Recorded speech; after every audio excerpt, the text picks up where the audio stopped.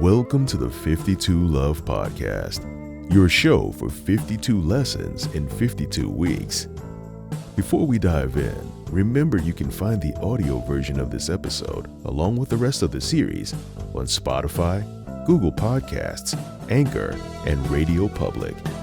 And now, here's your host, Ms. Tonya Todd. Hi, everyone. Thank you for joining us for another episode of the 52 Love Podcast. This is your host, Tonya Todd. 52 Love began as a blog series last year, 52 Love Lessons in 52 Weeks. This year, we are exploring each of those tips with a new guest each week. And this week's tip is to go on an adventure with your partner and your loved one. Here to talk about it is my guest, Brandon Mead. Would you like to introduce yourself and tell us what you do? Absolutely. Thank you so much for having me. I'm so excited to be on the 52 Of Love course. podcast. I've been following along, and every week is fantastic, and I learned something Thank new. you. I'm Brandon Mead. I am an author, writer, whatever you want to call it. I pretty much, my first love is always going to be short speculative fiction, but these days I write all sorts of stuff. So yeah, I'm an all-around sort of storyteller, I would say. So you actually asked to do this particular tip, I which, did. I'm grateful to have someone so adventurous to be willing to explore this kind of thing, because this is one of the there are different heat levels, and Mm. I would have to say that you're up there. So why don't you go ahead and share why you were interested in this particular tip? Absolutely. Well, adventure can get a little steamy, right? Depending on where you're going to. Hmm. But I would say that for me, adventure is part of the checklist, right? Like you don't start dating somebody unless you're like, are you going to be willing to go and try new things? And that can go from like, hey, there's this restaurant that maybe seems, maybe a little bit hole in the wall. Are you ready to have some strange dim sum? Because I am ready. And who knows? I mean, you could end up having the best food of your life, or it could be like, we're never doing that again. But it's the willingness to go and do something like that, to walk into a place you've never been before, eat something you've never had before, do things that make both of you uncomfortable. And because you're both uncomfortable and going out of your comfort zones on that adventure, it's this bonding experience like Yeah. nothing else. I mean, nothing bonds you like that discomfort and finding comfort in each other because of it, I think. Yeah, it doesn't have to be bungee jumping. You could go Right. on an adventure by just trying an untested restaurant together. Absolutely. It's like, this has 2 stars. Let's find out why. Yeah. When I think like, yeah, it's that bonding experience, and it's just venturing into the unknown, making every day sort of like this movie experience where it's not horrific, but it's just untested. It's uncharted. It's something Hmm. different. Even if a billion people have done it before you, you've never done it, or you've never done it together.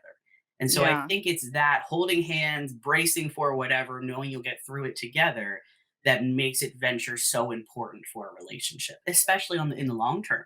You can date somebody and say, all right, well, let's go check out this live show that's in kind of a seedy venue. That's an Hmm. adventure for a first date, second date, third date. What Yeah. kind of adventure are you going to have when you've been together 8 years? Right. It could be anything. It could be like, this lasagna is questionable, or it could be, let's go to this place where we're going to have to take off all our clothes. I mean, it runs the gamut, right? So how long have you and Brian been together? Brian and I just celebrated our first or our second official anniversary, but we were Hmm. seeing each other long distance before that. We both met in Orlando before I moved to Las Vegas, where I met you. And so we continued to date while I was in Las Vegas and working out there. And now we live in Seattle together. Very cool. So why don't you tell us about some of the adventures that you two have experienced together and what has brought you closer? I think our favorite thing is that I developed this love for hiking and adventure out in the wilderness when I was living in Orlando, and that was part of the reason I relocated to Las Vegas, is because I had never been out west, and I had never seen canyons. I had seen them on TV. To me, Disney World was the Southwest. It was like Hmm. it was like you touched fiberglass like rocks, and I was like, that's what it's like. And then you get there, and you're like, that's not quite what it's like. It's a little different. So I moved to Las Vegas having like no experience out there, no job, like anything like that, and that was an adventure for me. Yeah. And so we got to do a lot of hiking out there in the desert, get lost in the desert a lot, which is, there's nothing like going, we're out of water. to really Mm. bring you together when you have no idea how far you are from getting back to your car. So we did a lot of that out there. But then I think it was There's a moving. real danger in that. It's Oh, not like, "Haha, we're out of water." It's like, "We're out of water, and we need to be yeah. very cognizant of how we're getting out of the situation," because people die in those scenarios, you know? Absolutely. You are out of water, you are off trail, you are miles away from civilization, and there's no service. You're calling Yeah, no Brittany in the service gift and no streetlights. Oh, and no streetlights, absolutely. Like, you can't just be like, "Excuse me, Mr. Snake, Mr. Iguana, whatever you are, do you Right. know the way back? Do you have a light? Lanterns? No water? Okay, okay." And you're just sort of there. So yeah, I mean, there's nothing like saying we are in dire straits to put you in a situation where you will find your way through, a an adventure going south. Um, Yeah, the danger so is real. the danger is very real out there. And so, there's always that sort of caution. Go on these adventures. And if it is skydiving or hiking or whatever it is, like, proceed with caution. Know what you're Yes. getting into as a disclaimer. Don't just go on an adventure just because you don't, it's like being on a roller coaster. It's the illusion of something out of your control that is really, Mhm. safe. It's relatively safe. Right. So that's what we're talking about here, and we're talking about adventure. Don't intentionally get in bad situations Right. if you can help it. So I think from there, moving to Seattle, where neither of us knew anybody here, was an adventure. Also, we just sort of like showed up with a car full of stuff again, and we're like, "Let's do it. Let's start over." So that's been a really fun adventure, pandemic aside. But we got to go to Yeah. some cool places as soon as we got here. Before everything was sort of locked down, we went to um, one of my favorite bars here is called the Pony. And the Pony is great because it's a little tiny, tiny place, odd shaped building in the middle of everything, downtown Seattle, Capitol Hill area. And when you go in there, there's like these magazines sitting on the table that are all like Bear magazine, and they're just hairy, muscular men on the cover. And the pages are all sort of stuck together, and they're from like 1997. And there's Ugh. erotica stories. And so we're sitting there and we're reading them, and we're like, wow, like, okay, these are, it's just great because it's so vintage. But then we went into the bathroom and we realized there was a regular sort of, what you expect from a dive bar, like graffiti on the stalls, a couple of urinals with no like separators between them. But Mhm. then the stall had this wonderful clown painted on it. And in the middle of the clown was a big O opening with a yellow circle. And I'll just let you guess what that was. So, but when you do come upon a random glory hole, you just have to say, well, what do we do here? Like, it's here. It's saying, it's like, it's again the Disney version of a glory hole, though, because this is sort of like, it was just so pleasant. It wasn't It's the jagged. It choose was your adventure book, you know? exactly. You never know when you're going to stumble upon that sort of thing, and so you have to say, like, well, do we just sort of take a picture and write a story about it? Do we, And that's, I talk about bathhouses all the time, and I don't know how much experience people have with a bathhouse, or your listeners have with a bathhouse, but there's etiquette there that when Brian and I went the first time, we had never been, either of us alone. And we were like, we got to do this together. So we went, So and this is an adventure. it is absolutely an adventure for both of us, together and separately. To go as a couple, there's still etiquette, involved in Mhm. being in a situation where it's all gay men and mostly nudity, things like that. So we wanted to work up the courage to be there, and we had a couple drinks. The problem with us having a couple drinks before we got there is we are the kind of people that get a little chatty when we've had a Mm. cocktail. And the etiquette of a bathhouse is you do not talk. You just don't. Oh, It's all sort of grunts and hand gestures. It's like if somebody is trying very to primal. very primal. That's such the perfect word for it. But this is not posted. This is not something that when you walk in, it's like, this is how you communicate. This is the hand gesture for no thank Where's you. the manual for this? I needed a manual. I 100% needed a pamphlet at the door before I walked in, and it was not there. So we kind of got a little like introspective of like, oh wow, look at this, look at that, how about that? And people are like, shut up. We could not control ourselves with having the experiencing the adventure, but talking about the adventure. We were very aware of what we were doing, and just it being so unknown. So we were like, oh, these are the rooms, these are the lockers. Oh, what if we lose this key? Like, stop talking about it. So we eventually settled down. We got in the hot tub. We laid in their wonderful outdoor pool. This is back in Orlando that I'm talking about. This one. And there was this wonderful glistening pool that nobody was in, and it was like the full moon was out, and we just laid naked under the full moon in this pool. And we was like, this is incredible. This is this incredible freeing experience that a lot of people would be too afraid to go in and do because it's so unknown. I mean, it is dark and it's kind of like a gay like horror movie. It's like a haunted house. Let's say it's like a haunted house where people can kind of like touch you and you're like, ah, like you don't really know what to do. It's Hmm. a lot of mazes and dark corridors and things like that. But there's nothing like being able to tell that story and say that you survived something that's sort of offbeat.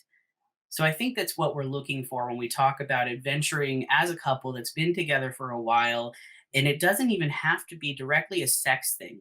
It can just be sort of a walking hand in hand, looking at what's going on and observing it and seeing how you fit into it. Right. So as you're telling this story, you said it's like a horror story, like a gay horror story, and I Yeah. was thinking this would be such an amazing short film Oh, just to have these characters are who too scared to go in and they're just talking about it the whole time. Like I think you and I need to collaborate on this and oh, that make a would be short film so about fun. it. Like sitting in a parking lot and going, should we? What's going to happen? What does this mean? Right. And there's also the what does this mean for our relationship? And Yeah. I think there's that aspect of it where people get worried that anything that is too personal, too intimate, that even if you're experiencing it together, that it's going to have some sort of effect on your relationship together that is negative. Well, what if somebody touches you and I don't want them to touch you? What if we do start having like an intimate encounter here with Mhm. somebody? What are our boundaries? What are our, and all Right. of that can be negotiated. But I think the most important thing is to say, whatever happens, we are doing this together and we are Mhm. leaving together. We are going to Right. have the intro talk. We are going to have the debrief afterward, and everything is going to strengthen our communication being able to do this stuff together. So it's not that it, excuse me, gets rid of any sort of jealousy, but you know it's just it's just something that adds to a conversation that you may not have been able to have before. Right, and that in itself brings you closer together because you are communicating on a different level than you were Right. previous to that event or that experience. What better to learn about somebody you thought you knew everything about than to put them in a situation they've never been in? Right. The first time I Yeah. found out that Brian wasn't very much into like swimming, like he likes to swim, but he doesn't like to swim underwater, found that out at a bathhouse. When I was Mm. like, oh, let's dive. And he's like, I don't really do that. And I was like, I just learned something about you. Right. It's how can you got to like create these new settings. If you find yourself several years into a relationship, just figure out where's a place you've never been before, and if your comfort Right. level is a new restaurant, a hike, whatever it is, versus something more extreme like a bathhouse or a nude beach, for instance, like a nude Yeah. beach where you are putting everything out there. You are watching your partner literally expose themselves to the world and say, I am Yeah. here and I'm going to go be one with the ocean. And there's something, you said the word primal earlier, and that I think is an experience I would say I thought the word primal. I had never felt so close to somebody else, myself, and to the world than being naked in the Pacific Ocean. And this was in San And Diego. that's wonderful. Like that's a selling point right there that, you might be reserved, but you will get something out of this that you Yes. can't get any other way. Absolutely. There's something, even a bathing suit barrier between you and just the ocean and that just being in there's something that was different about. There was also the journey there. We had to walk down, this is Black's Beach, I think it's called, in San Diego. You have to walk down what they call a goat trail, I think. And it's Okay. really steep and really hard to navigate. You're kind of scooting all the way down. You could fall at any time, like down this cliff. But when you get there, you rip off all your clothes and you sit like in the sand. And it's a reward. It's this incredible Oh, reward, and you feel like everybody else who's there feels the same way. But then you look right next to you, and here's this person that was willing to go through all of that every step with of the you. way You with were you. not alone. You had someone by your side. Absolutely. And there's that element of I experienced something scary and got through it. Yes. That brings you closer too, you know? Yeah, and it's not even as if you're looking for the things that are going to be scary. I mean, you Mhm. don't have to. I think anything can become sort of an odd experience. Whether we didn't know we were going to have to like scoot down this trail, we could fall off of it anytime. We just sort of went, well, I want to go be naked at a beach. Let's try it. Right. Let's see what happens. And then it ended up being something we had to help each other through. Like, let me help you down. Okay, let me help you down here. And you get to um, use your strengths. And when you know somebody else maybe isn't as strong at a certain task, you get Mhm. to like develop through that. And, a recent show, we had someone discussing that it's not an either or situation. It's not, I can be adventurous or not be adventurous. You can have an adventure that is closer to your comfort level. You don't have to go to a bathhouse, but you could No. maybe pretend like you and your partner are different people and go into an environment you've never been where nobody knows you and just pretend you're other people while you're there. Or you could be be children for a day and go to the fun house and ride all the rides as though you're kids, or do an escape room. Just do something Ooh, that is not in your ordinary routine and that's experience this adventure together. But, you don't have to jump out of an airplane to have an mm. adventure. That's absolutely right. There's whether it's through that role playing vehicle where you're almost experiencing something you've done before, but as like fresh people, fresh eyes. Yeah. I think that's a great idea, and see what you get out of it. Being able to like let go of these certain inhibitions you may have as the Yeah. person you are every day. Be somebody else. And let the other person be somebody else. Like, get to kind of sit back as a passenger and say, what would I do if I was this person going to the theme park? And not riding the roller coaster that I've rode a million times, but being the person that's maybe afraid of roller coasters or whatever you want to Mhm. put into that experience. It's such a great idea. And it maybe doesn't have to be so extreme. We want to be able to push ourselves to a certain amount to go and do these things we're sort of afraid of. But I think um, anything can kind of be created as an adventure. You can go places you've been so many times, but just try to find a way to see them differently. I love Right. that idea. So I'm curious, does this adventurous side of you, does it ever find its way into your writing? Absolutely. I think that that's the thing I miss the most about not being able to go as many new places right now. And Mhm. I can't wait till we can again, because um, there's something about experiencing those sort of things that just inspire me like nothing else. I recently I also write erotica under a pen name Leo Sparks. So if you ever see Leo Sparks, that we are one and the same. He's a Will little you bit. spell that for the audio listeners? That is Leo Elio Sparks Sparx. It's got to be an X because it's sexy. It's sexy Yeah. time. There's the sexiest letter in the alphabet is the letter X, Yeah, it is. right? So yeah, I finished the House of Otter series, which was inspired by a lot of different things, but mostly Edgar Allan Poe and my sort of experiences in that literature, but also tied into um, spooky places I had been and things like that. But this next series I'm really excited about because it's based on Murders in the Dude Morgue, is what it's called, and it's based on Murders in the Rue Morgue. So more Edgar Allan Poe inspired stuff. But Love this, it. I know it's so much fun. So the case of Armando, which is based on the Cask of Amontillado, is the first book in this series, and that is all about this place called Parliament House, which is in Orlando. The original site has been demolished just recently, and it was a Mm, resort. It was a queer resort that had been open since like the 70s, late 70s, I want to say. Just incredible place, falling apart. Every time you go there, scary. Every time. Scary in a good way. Scary, and I have no right. idea what sort of trouble I'm going to get Scary into but here. thrilling, right? Thrilling, always. There's so many rooms, so many things you can do, and you don't know who's going to touch you. Again, that's like this running theme in queer spaces is you could be walking and somebody could just touch you, and it's a compliment. It's not like it's sort of just like oh thank you. It's like an affirmation, a little pat on the butt. It's like I like your pants or whatever. No, thank you. Right. So it's But all you're going based. there for this experience. You It's not are. like, It's you're not on the street and someone's violating you without no, your no, no. permission. You This is give your consent consensual. by being there. Yes, I think that's sort of implied that you give your consent by being in that environment. There's definitely some, I understand people not feeling that way, but I think, I started going to gay clubs in the 90s, late 90s. So I would say, like, I kind of uh, assume that these things are going to happen, but I don't think the younger generation agrees, but that's a whole other For topic. my part, I've been the least violated in gay clubs, so Fair.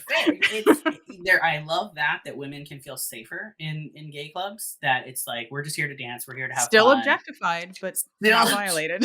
still. I mean, they may be like, I love that dress, but like they're hopefully not going to be as touchy, you know. But yes, still, we're all Not in a objectified. way that's unwanted, it's Yeah. not a violation is the difference. Yes, I think that's so important. And so you've been to these clubs and you understand what that experience can be like in a certain way. It's not as dangerous as it is unexpected.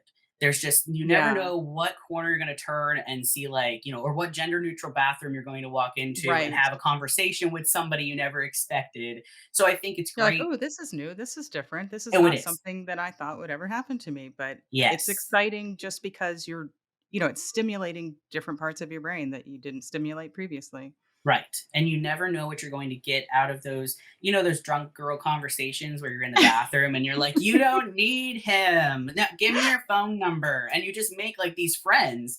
You just don't even expect it. And all of a sudden you have like all these new friends. So I think that's what inspired me to write the case of Armando and have it take Mhm, place in the Parliament House. In the book, it is called The Masquerade because they are still using the name for opening a new location.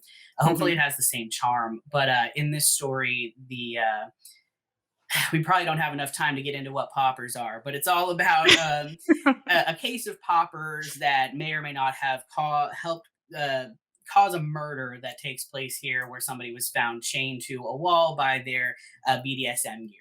So Well, why that's don't we just say if people don't know, they have to read the book and learn about it? Read the Case of Armando comes out October 1st, and you will find out all about poppers and BDSM gear, which was all really taught to me by the Parliament House and various, establishments like that. Um, that I just feel like you cannot get those experiences sitting here, like, learning about it on a computer. That's an adventure you have to have. If you want to learn about those sort of worlds, it's somewhere you do have to step out of that comfort zone and sort Mhm. of go, okay, well, what's this about? And I think the queer community is very welcoming to people that are not being tourists as much as they are just like, I want to be able to learn firsthand what the LGBTQ community is about. Mhm. So take that adventure. That's my Yeah, that's where take I'll that leave you adventure. there. Is like take that adventure when you safely can. Tell us about your other writing, because I know that when you and I met, you weren't writing all of this fun stuff. You were writing different fun stuff, but it was more I don't know, it felt like essays based on real life, but it fictionalized. Yeah, I'm still writing that, and I'm still working on a collection that is really the theme is heartbreak, and I've been working on that one for a long time. But I think it's because I really want it to be right, and Mhm. I'm while I'm working on that fictionalized personal essay thing, I am putting out some personal essays, and a few of those stories have already been published. Eggplant was published in the Vagabonds.